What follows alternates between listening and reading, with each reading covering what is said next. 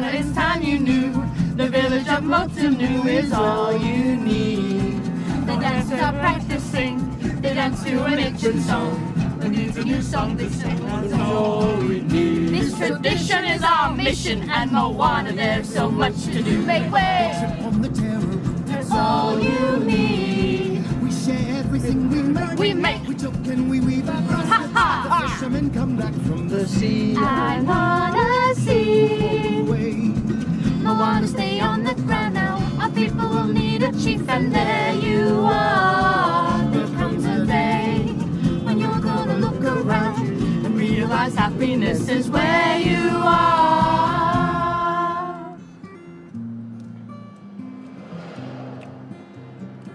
I like to dance with the water, the undertones and the waves. The water is mischievous, ha! I like how it misbehaves. The village may think I'm crazy, or say that I drift too far. But once you know I do like the way you are.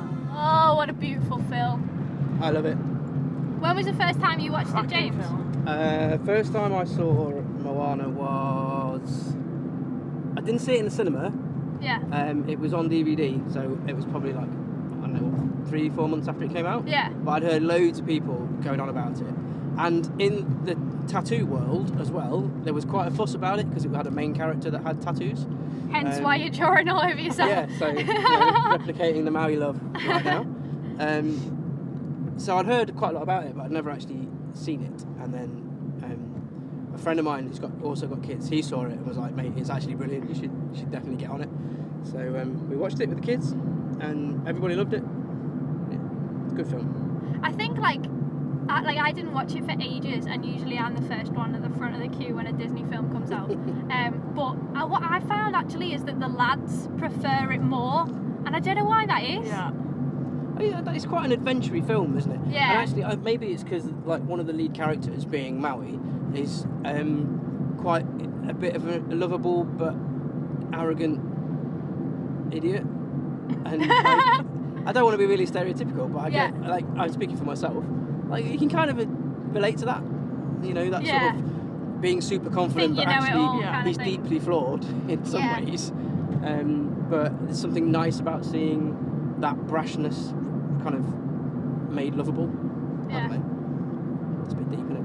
I think when I first saw it, so with every single children's film, I have 12 nieces and nephews. So 12 nieces and nephews? So I have 6 nephews and 6 nieces. Sorry, what? Did you say 26? No, 12. No, so 6 nieces and 6 nephews, so 12 together. Still, that's a lot. So I literally love it because whenever a kids' film come out, I have an excuse to be at the cinema. I'm like, hey, I don't care if you want to watch it or not, but you've got to come with me so I don't look like a little weirdo you don't need sat in the cinema. Yeah. Like we just so anyway. I went to see it with the kids, and I actually think I preferred it more than the kids did. Like, I loved it, and the kids were like, yeah, it was alright. I was like, no, it was so good. But yeah, I think in part the storyline's a little bit complex. Yeah. And so I don't know how much children can actually follow it, but for adults it's like, oh my word, best film ever. But Disney are really good at that, aren't they? They put a lot of stuff in their movies for adults as well as the kids. And like jokes that go way over the kids' heads. Yeah. The dads are like, you know, things like that. And the granny character is just amazing. Yeah. She's brilliant. Oh, it's my favourite. I've been staring at the edge of the water long as I can remember, never really knowing why. I wish I could be the perfect daughter, but I come back to the water no matter how hard I try. Every turn I take, every trail I track, every path I make, every road leads back to the place I know, where I cannot go, where I long to be. See the line where the sky meets the sea, it calls me, and no one knows how far it goes. Take the wind in my sail on the sea stays behind me. One day I'll go. If I go, there's just no telling how far I'll go. It's a bit high for me, that one. Bit high, See, I know. that's my favourite. It's a little bit of a power anthem though, isn't it, as well? Yeah. like Who Run the World, girls. Yeah, a little bit like that. And actually, for Moana, she feels this pull, doesn't she, beyond the ocean? Yeah. Like, even though everyone else is too scared to go out there, there's something that almost is resonating inside of her that's going, no, go out there, go and face it, like, you can do it kind of thing. I just love Moana, like, I don't know, like, I just think she's probably my favourite, like, actually my favourite Disney character. Number one, You have like, the styled best. your hair on her today. And my eyebrows, honey, look at these. She literally has the best eyebrows, but also, like, she's just so, like, go for it. Like, I just think it's so cool, like, how she doesn't let things, like, get in the way, and she just does what she thinks that she has to do and her heart's set to do, and she just does it. And I think that's really good to take away from the film. It's almost like she knows what her purpose is. Yeah. She's quite conflicted in that though, isn't she? Yeah. I mean, like it says in the song, like I know what role I'm supposed to do, and should I just play along and do what I'm supposed to do because I know that there's a place for me and everybody on the island has a role and everything is organised and it all works well and it all everything's fine. Like it's fine, everything's fine. But there's just that something inside that doesn't make sense to her. Yeah. Yeah. And actually, she then takes it on herself to go across the reef, and she's trying to find the heart of Te Fiti, isn't she? Because the island's completely falling apart, everything's going wrong, the plants are dying, the people are dying, and they're just like, you know, we need to fix this, and she's got to find the heart of Te Fiti and from Maui and put it back in the right place or something like that. I don't know any of this. Well, Tamatoa hasn't always been this grand. I was a drab little crab once.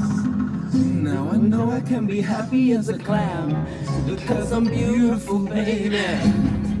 Did your granny say, listen to your heart, be who you are on the inside?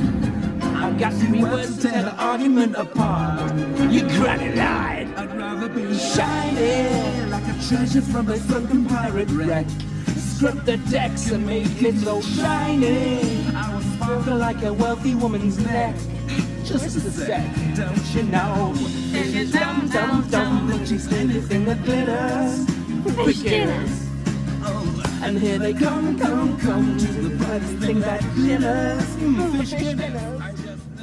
So like this time last year, I think it was around this time I was sat in my head of sixth form's office with my mum, literally about to sign the papers to leave sixth form because I just wasn't enjoying it at all. And I thought there's no point me doing them because like I just hate them and I was unhappy and stuff. But like I decided no, I'm gonna stick to it and I'm gonna at least get, because with A levels you can do anything then really, can't you? So I thought I'm just gonna get them, and so I stayed and I got them. I didn't get the best grades, but like building up, everyone was like, oh, what are you doing next year? Like, are you going to uni? You're gonna get a job? I had a job in Asda, but thought I'm still there and I love it, but I feel like I can't stay in Asda all my life. So I was like, what am I gonna do with my life? Because I also didn't want to go to uni because at that point in time I just didn't feel like uni was for me. I had such a hard time at sixth form that kind of wanted a break. So I was like, what am I gonna do? And I was like looking around, thinking about apprenticeships and what, and then I heard about the YFC, Will Youth for Christ, gap year that they were starting, and I thought, oh, I'll have a look at that. I looked at it and I was like, I'd love to do it, but I was also so scared to apply because I was like, I've never really done youth work as such as just going to camp or like doing holiday clubs and stuff. So I was like, I didn't think I could do it because like I'd just never done it and it was a bit scary. But I thought, why not apply? Because the worst thing that can happen is I get rejected, and the best thing that can happen is I get on it and I've got a year of experience then. So I thought I'll do it. So I applied and had my interview and it was all dead nice, and then I got on it, which I was so excited about because not only was I doing a year with YFC, I was also doing a year with me Bedley and James. Yeah, cheers. So I started, and I just remember like my first day, not only was I starting YFC, but I also had my first driving test. So I was like, no way. Remember? Was that your first day? Yeah, my first driving test. So I was like, I'm so scared to start YFC, and I'm also so scared for my driving test. I failed my driving test, but that's okay because I passed them. Like, it was quite a big day, and I was like a bit scared. But like when I started, like the team was so nice, and everyone was so reassuring. And like I'm kind of coming to the end of the year. Like I've only got like, I don't know, like 2 months left. and I'm gonna be sad when I leave, but like I'm so happy that I did it because like I've learned so much from it. It was so good that I just threw myself in the deep end and decided to do it instead of thinking, oh no, well I'm a bit scared so I'm not gonna do it. Whereas I faced my fear, I didn't let fear get in the way, I did it, and look at me now, like the best part of the team. It wasn't letting the fear hold you back, and actually sometimes we have to step out of our comfort zone if we want to see great things happen. That's what Moana had to do. And actually this film makes me think of the story of Joshua in the Bible and kind of how he almost like landed in the role of the leader of the Israelite army because Moses died, and at the time he was kind of second in command, and so he took over as the leader when Moses died, and it was like, what a responsibility, what a thing to do. They were leading the Israelites into the promised land, which they only knew as the promised land. They didn't really know where they were going or what was going to happen along the way. And if we read in the Old Testament, so many, you know, impossible yet amazing things did happen on the way, and all he had to do was face, you know, say no to the fear and actually trust God no matter what happened. Well, that's exactly what I did. Like, I was literally so scared, but like I prayed about it, and I still every day, like, there's things still happening every day that is new. In YFC, that I do every day is new. Like, this is new, and even though I worry about it and I think, oh, it's a bit scary, I just pray about it and I face it head on and don't let the fear get in the way. Because if you let fear get in the way, then you just won't do anything. Do you know what I mean? Like, if I let fear get in the way, get out of bed in the morning, exactly. I'd literally, if I let fear get in the way, all I'd do is be sat on the checkout and I was there. Do you know what I mean? So like, not letting it get in the way. Checkouts? Well, even worse. Then you wouldn't even do that. Do you know what I mean? So like, not letting fear get in the way is so important, and like just do it. Like, what's the worst that can happen? Do you know what I mean? I see what's happening here. You're face to face with greatness and it's strange. You don't even know how you feel. It's adorable. But it's nice to see that humans never change. Open your eyes, let's begin. Yes, it's really me, it's Maui. Breathe it in. I know it's a lot. The hair, the bod. When you're staring at a demigod. What can I say except you're welcome? One of the tides, the sun, the sky. Hey, it's okay, you're welcome. I'm just an ordinary demiguy. What has two thumbs and holds up the sky? When you were waddling yay high, this guy. When the nights got cold, who snowed you fire from down below? You look at it, yo! Oh! Also I lassoed the sun. You're welcome to stretch your days and bring you fun. Also I harnessed the breeze. You're welcome. Swing your sails and drink your trees. So what can I say except you're welcome? I can't remember who it was that said it. I think it was either Einstein or Henry Ford or like one of these people that always gets quoted on the internet as saying like really clever things. And they said something along the lines of, every time I fail at something, I haven't failed. I've just learnt one of the ways it doesn't work. So you have learnt something. You have gained knowledge. You have got closer to your goal by eliminating something else. It's not a fail.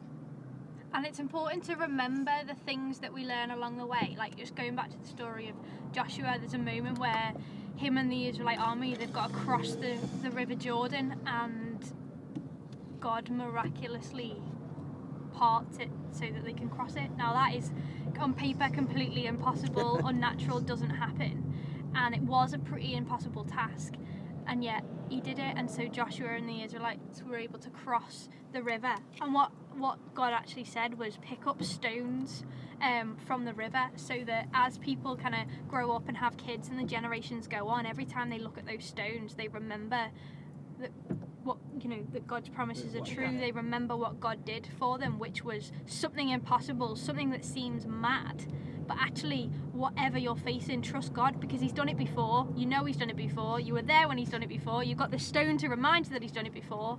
So keep trusting. There's no need to fear. And in Joshua 1 verse 9 it says, doesn't it, remember that I have commanded you to be strong and brave. Don't be afraid, because the Lord your God will be with you wherever you go. And actually that is just a reminder of, he is with us wherever we go, and we face stuff and it's hard, but actually keep trusting and it will work out okay in the end. Well, come to think of it, Kid, honestly, I could go on and on. I could explain every natural phenomenon. The tide across the ground, oh, that was Maui just messing around. I couldn't do, I buried its guts. Sprouted a tree, now you got coconuts. What's to lice and what is the takeaway? Don't mess with Maui when he's on a breakaway. And the tattoos are here on my skin. It's a map of the victories I win. Look where I've been, I make everything happen. Look at the Maui,